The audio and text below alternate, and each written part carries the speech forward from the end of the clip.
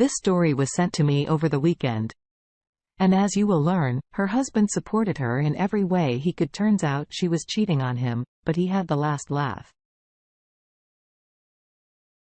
Let's go. My wife and I have been married for 14 years.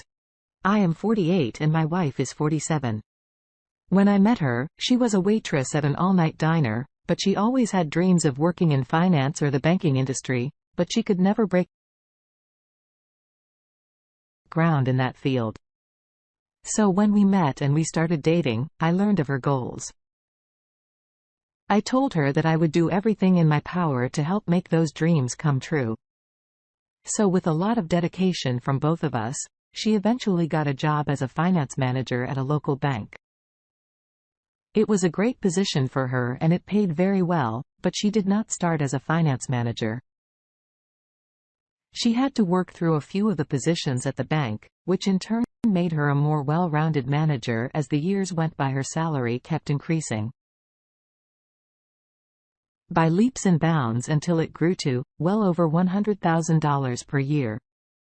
Way more than what I was making. I am a manager for an automotive shop and I don't come close to that.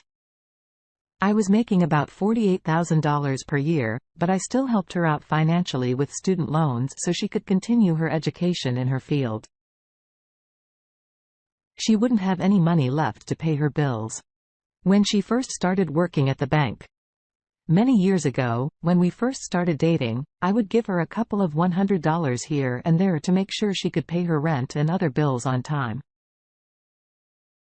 Eventually she was doing so well that she didn't need my help anymore and she was able to pay off all of her student loans, and she even offered to help me out financially, but I declined because I didn't need it with both of us making good money. We went on vacations, traveled to different countries, and even took a few of our friends with us on vacation and paid for them to join us.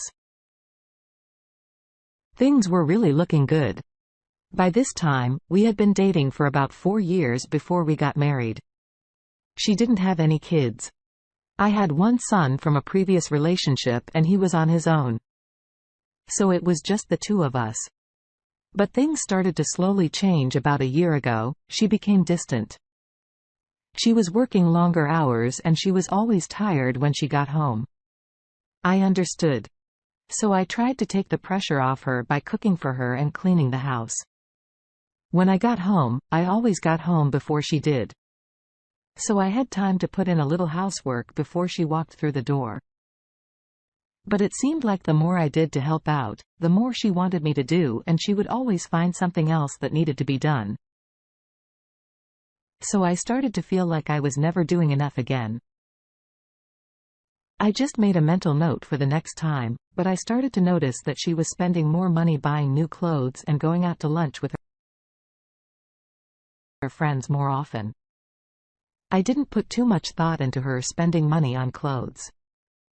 I just figured she wanted to make a good impression on her subordinates and the big boss. About a year ago, I really started seeing a slight shift in her behavior. She was more agitated with me and she would snap at me for the smallest things, and I just talked it up to stress from work. I knew she was under a lot of pressure. So I tried to be understanding and supportive, but no matter what I did, it seemed like it was never enough. Then about 6 months ago, she started working even longer hours. She was never home, and when she was home, she was always on her phone or working on her laptop.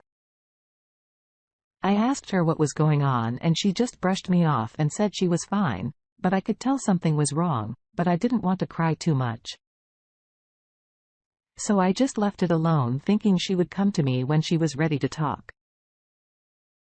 But her behavior started to get worse and she started talking down to me like I was beneath her, and she even started calling me names. I had never seen this side of her before and I didn't know how to deal with it. So I just tried to ignore it, thinking she would eventually snap out of it. But one day, about 3 months ago, I came home from work and she was already home and she was on the phone and she was yelling at someone. I couldn't hear what she was saying, but I could tell she was angry. So I just went to the kitchen to start dinner. After a few minutes had passed, I went back into the living room and told her I was starting dinner. She said she wasn't hungry and she said she was going to bed. I didn't want to argue with her, so I just let her go. But I couldn't help but wonder what she was so angry about. Fast forward a few days, and I get a text from my wife as I am driving home saying she would be working late. I replied and said, okay, her meaning of working late is working until 7 to 8 p.m., but on this night, it was way past 9 p.m. and she wasn't home yet. So I decided to drive up to the bank where she worked and her car wasn't there. So I thought maybe she had gone to hang out with her friends and didn't say anything to me. But she would always tell me she was going to hang out with her friends or coworkers. But she didn't this time. So I started to get worried and I called her phone but she didn't answer. So I left her a voicemail asking her to call me when she got a chance. She never called me back, and while I was driving home, I was hoping she would text me or something, but that didn't happen at about 1:30-ish. She come strolling in and went straight to the shower without saying anything to me. At this point, I was angry after she got out of the shower. I confronted her and asked why in the hell did she not tell me she was going somewhere after work and not return my calls or text messages. She fires back and says, look, I was just hanging out with some of my friends and coworkers, and then she says, I need to stop trying to control her. I said to her, excuse me? Really? I then said, okay, walked off and went to sleep in the guest bedroom. The next morning I went to work without saying anything to her. Not one word, and she didn't say anything to me the whole day. No apologies. Nothing that set off alarm bells. The fact that she did not apologize for failing to communicate with me was enough for me to be suspicious. Plus, I knew something was going on with her. I just didn't know what it was.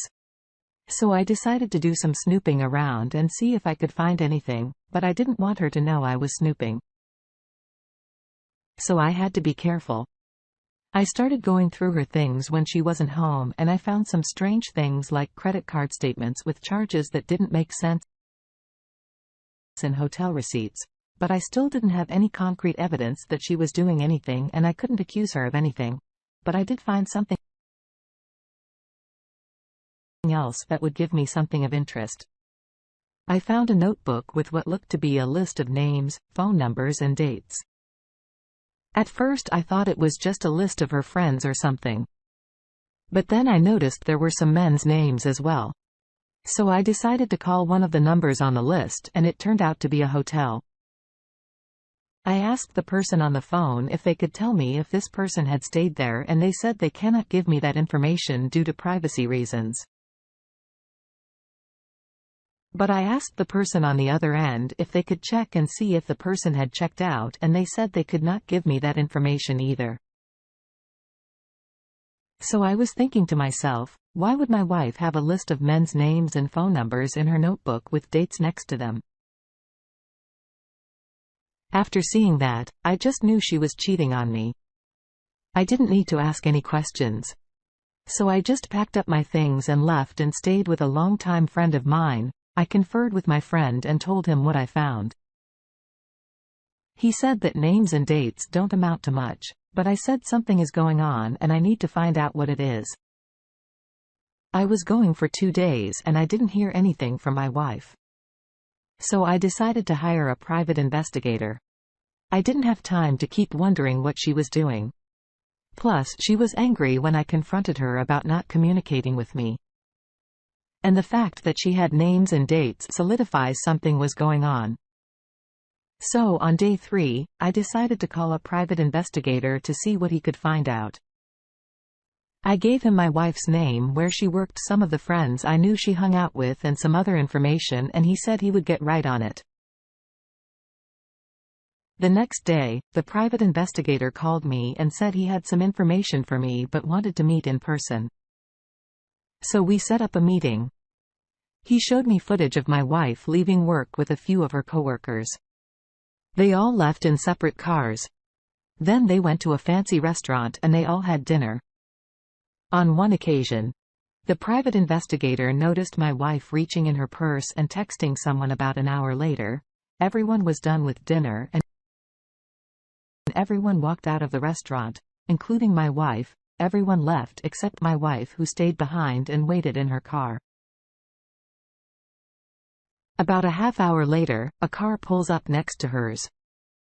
A guy gets out, walks over to my wife's car. She gets out and they embrace and they start kissing. After they embrace and kiss, they get into their vehicles and drive to a hotel. That's about 30 minutes away. They get out and walk past the front desk as if they already had a room. The private investigator gave me the footage and said he would continue to follow them. But I had seen enough. I didn't need to see any more. The only thing I wanted to do now was get out. So after getting the footage, I called a lawyer the next day. We reside in New York, which is a false state and a no-fault state that much. He did tell me right away. I gave him the footage of my wife kissing another man and going to a hotel afterwards. He filed for divorce on my behalf and I told him to go after everything. Alimony, retirement, anything I could get. As the days go by, I rarely talk to my wife. I only went back to the house to get more things when she was not home, and the big stuff I put into storage. Fast forward 3 weeks and my wife is served with divorce papers at her job. And the only thing she communicated to me was I wasn't getting a dime from her. I didn't respond to her statement. I was just waiting for the divorce hearing and showing the court the evidence at the divorce hearing. My lawyer went for the jugular. We went for alimony, retirement, and anything my lawyer could get anyway. After it was all said and done, I got $1,700 per month in alimony for 6 years. I wasn't able to get more because of the money I was making at my job. As far as the house, we didn't own it. We were renting it. We had a condo that we sold just over a year ago after the hearing was done. I never saw my ex-wife again. I didn't care. I was enjoying the passive income. She was giving me. Her cheating cost her over $100,000. Over the 6 years, she will finance my next house. I want to thank Tony for taking the time to share my story. It took me a long time to have the nerve to share this. Even after I did individual counseling, it took me some time to come to terms with her betrayal.